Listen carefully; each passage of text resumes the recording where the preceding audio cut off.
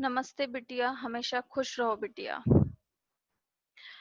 Myself, JVN Dr. Astha Sikarwar, Assistant Professor, Department of Organ of Medicine, Faculty of Homeopathic Science, Jyoti Vidyapeeth Women's University. Today's topic is Life History of Dr. Kent. Dr. Kent was born in Woodhull, New York. He graduated from Eclectic Medical Institute of Cincinnati and started practice in St. Louis as an eclectic. He became interested in homeopathy in 1878 when his wife's illness failed to respond either to eclectic or allopathic treatment and was cured by a homeopath. Kent began practice with low potencies, but he was not satisfied. Later, he resolved to test a 30th potency to see if there was any medicine present. He prepared with his own hands the 30th potency of Podophyllum according to centesimal scale after the method of Hahnemann. He became famous as a high potency homeopath as most of the homeopaths before him were using low potency remedies. He advocated the use of the 30th, 200th, 1M, 50M, CM, DM, and MM potencies made on the centesimal scale. Dr. Kent introduced the doctrine of series in degrees in the treatment of chronic diseases. He found that one potency was not sufficient for chronic cases, though it would generally do for acute illness. Many chronic illnesses were cured by keeping the patient under the influence of one indicated remedy for 2 or more years.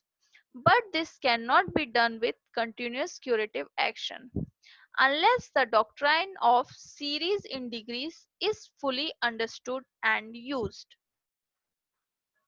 Dr. Kent discovered that just as there are octaves of musical tones, so there are octaves in the simple substance, through which severely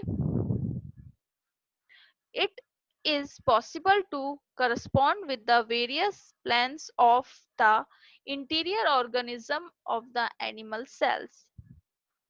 These planes correspond to the similar remedy in 30th, 200th, 1M, 10M, 50M, CM, DM, and MM potencies.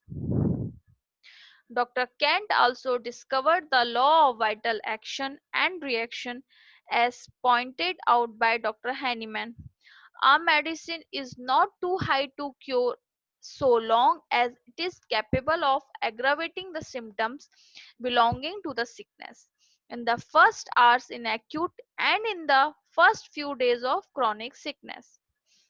He also thought that a homeopathic aggravation was essential from the application of the simillimum in chronic cases.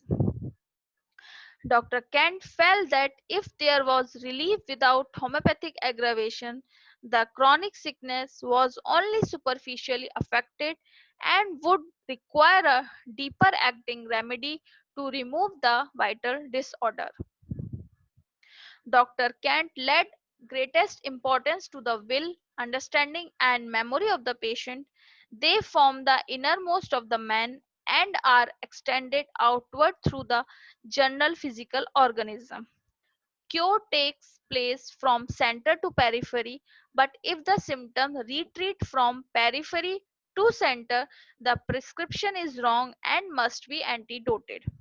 Hence, in order to treat successfully, the homeopath should know the correspondence of organs and direction of cure. Dr. Kent proved many new medicines which he described in his book New Remedies, Clinical Cases, Lesser Writings, Aphorisms, and Precepts. Dr. Kent was famous for teaching materia medica. He taught materia medica at the Homeopathic Medical College of St. Louis from 1881 to 88, at the School of Homeopathy, Philadelphia from 1890 to 99, at Hahnemann Medical College and Hospital, Chicago from 1903 to 9, and Herring Medical College Hospital.